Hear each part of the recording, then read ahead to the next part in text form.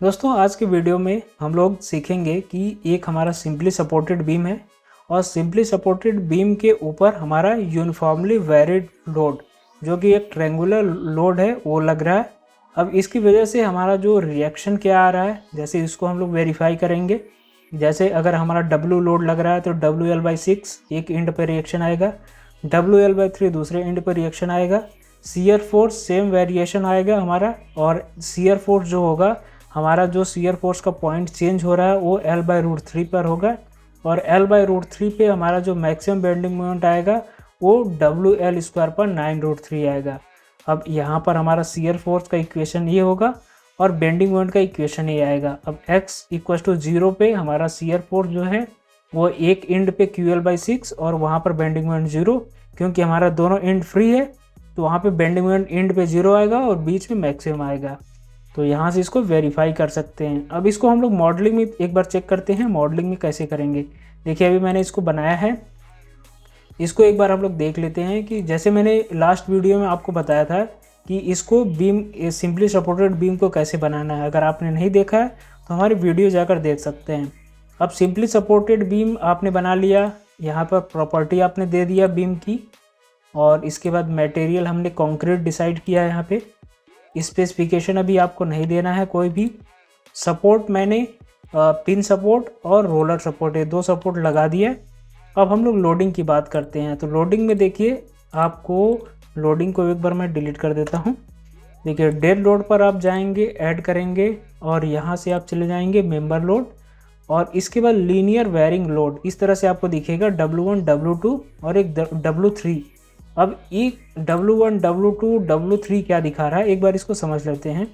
जैसे कि हमारा एक एंड यहाँ पर A एंड है और यहाँ पर B एंड है।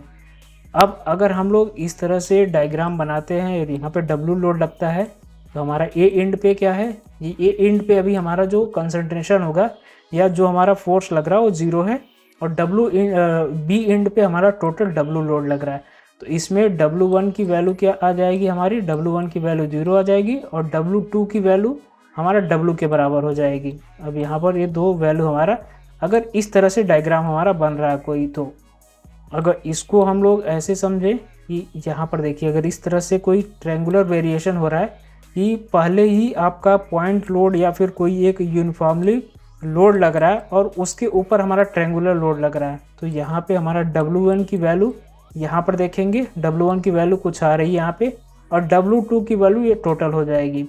तो यहाँ से उसमें W1 W2 की वैल्यू हम लोग इंटर कर सकते हैं। अब देखिए यहाँ पर एक W3 का डायग्राम दिखा रहा है। W3 का क्या है कि अगर ट्रेंगुलर लोड आपका इस तरह से लगेगा और बीच में जो मैक्सिमम लोड आएगा अगर वो सेंटर पे आ रहा है, तो इस तरह से एक डायग्राम बनेगा कि इस साइड भी ट्रेंगुलर और इस साइड भी ट्रेंगुलर, और यहाँ पे आपका 2 सपोर्ट आपके लग रहे हैं, एक पिन सपोर्ट एक रोलर सपोर्ट लग रहा है। तो इस तरह से आएगा। तो आप ये इन तीनों को मैं एक बार जल्दी से करके दिखाता हूँ। जैसे देखिए यहाँ पे W1 आपने 0 रखा, W2 को -10 कर देते हैं, और इसका डायरेक्शन टुवर्ड्स Y डायरेक्शन में, वर्टिकल डायरेक्शन में लग रहा है। अब इसको यहाँ पर लोड को सेलेक्ट करिए, बीम को सेलेक्ट करिए और असाइन टू सेलेक्टेड बीम कर दीजिए। अब देखिए कुछ इस तरह से डायग्राम बनेगा जो कि फर्स्ट कैटेगरी में लगेगा। अब इसमें मैं क्या करता हूँ कि अगर -5 का या फिर -3 का लोड मैंने लगा दिया यहाँ पर, देखिए यहाँ पर W1 की वैल्यू ऐड कर दी, W2 की वैल्यू ऐड कर दी। तो देखिए कुछ इस तरह से आपको, जैसे यहाँ पर देखिए पहले 0 वैल्यू दिखा रहा था, अब यहाँ पे W1 की वैल्यू कुछ ऐड हो गई। जैसे यहाँ पे 3 किलोन्यूटन दिखा रहा है, यहाँ पर 10 किलोन्यूटन। ये दो तरह का वेरिएशन मैंने दिखा दिया। अब तीसरे तरह के वेरिएशन में अगर आपको कोई ट्रेंगुलर लोड इस तरह का लोड है तो आप इस तरह से लोडिंग कर सकते हैं। ये मैंने आपको तीनों तरीके से जो इसमें पॉसिबिलिटी है वो मैंने करके दिखा दी आपको। अब इसको मॉडिफाई करिए। अब इसके बाद हम लोग एनालिसिस एंड डिजाइनिंग में जाएंगे और यहाँ पे रन एनालिसिस करेंगे। तो मॉडल सेव करने के लिए बोलेगा, आप मॉडल को सेव कर दीजिए। देखिए यहाँ पे 0 एरर, 0 वार्निंग, 0 नोट दिखा रहा है, ओके कर दीजिए। इसके बाद हम लोग पोस्ट प्रोसेसिंग पे जाएंगे। तो पोस्ट प्रोसेसिंग पे देखिए आपको क्या देखना है, सबसे पहले FX जो हमारा शियर फोर्स है, शियर फोर्स की वैल्यू यहाँ पर नहीं दिखा रही है। अब इसको हम लोग वैल्यू चेक करने के लिए या तो इसमें वैल्यू ऑन करें या फिर हम लोग क्या करेंगे, इस बीम पे क्लिक करेंगे। बीम पर क्लिक करने के बाद बीम का रिजल्ट ओपन होगा। अब इस तरह से देखिए यहाँ पे शियर बेंडिंग दिखा रहा है। अब शियर हम लोग किस डायरेक्शन में देखते हैं, वाई डायरेक्शन में देखते हैं। तो अब यहाँ पर इसको आप चेक करेंगे, अब इसको कैलकुलेटर से अगर आप चेक करेंगे तो WL/6 इस एंड पे आया था और W की वैल्यू मैंने यहाँ पर 10 लिया है, तो 10 × 10 डिवाइडेड बाई 6 आप कर देंगे तो देखिए 16.67 आएगा। इसको आप मैनुअली वेरीफाई कर सकते हैं। जैसे देखिए यहाँ पे इस एंड पे हमारा WL/6 आ रहा है क्योंकि हमने इसके 10 किलो न्यूटन लिया है। तो 10 इंटू और हम लोग लेंथ जो ले रहे हैं वो 10 है, 10 × 10 100 हो गया, डिवाइडेड बाई 6 करेंगे तो 60.67 आ जाएगा। और यहाँ पे WL/3 आ रहा है तो इसको 2 से मल्टीप्लाई कर दीजिए, इस एंड पे हमारा 33 आ जाएगा। तो देखिए यहाँ पर ये दोनों वैल्यू दिखा रही है। और L/√3, अब यहाँ से हमारा जो शियर फोर्स है वो शियर फोर्स की वैल्यू देखेंगे तो 5.77 पे यहाँ पर जो ये पॉइंट आ रहा है, अब इसको एक बार करके देखिए 10/√3 कैलकुलेटर में करेंगे तो 5.77 एक ऐसा पॉइंट आ रहा है कि जिस पे हमारा शियर फोर्स चेंज हो रहा है। तो देखिए 5.77 यहाँ पर पॉइंट दिया हुआ है।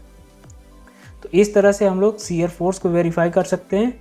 दूसरा हमारा यहाँ पर बेंडिंग, तो बेंडिंग हमारा जेड डायरेक्शन में देखेंगे और वाई डायरेक्शन में हमारी कोई बेंडिंग नहीं है, हमारा जेड डायरेक्शन में। अब जेड डायरेक्शन में देखेंगे तो बेंडिंग को आप इस फॉर्मूले से अगर वेरीफाई करेंगे तो यहाँ पे एक बार फॉर्मूले को आप चेक करिए तो W हो गया 10 × 10 का स्क्वायर और डिवाइडेड बाई 9 और डिवाइडेड बाई कर दीजिए √3।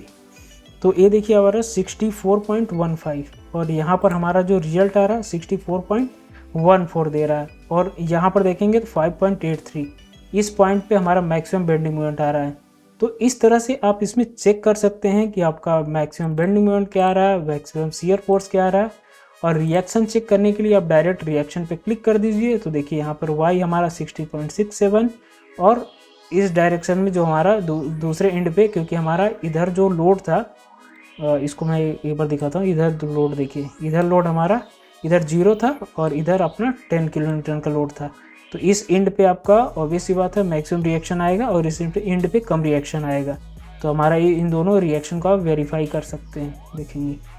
तो ये मैंने अभी आपको क्विकली बता दिया कि अगर यूवीएल लोड है, यूवीएल है यूनिफॉर्मली वैरिड लोड है, तो उसमें हम लोग कैसे चेक करते हैं। अगर मैं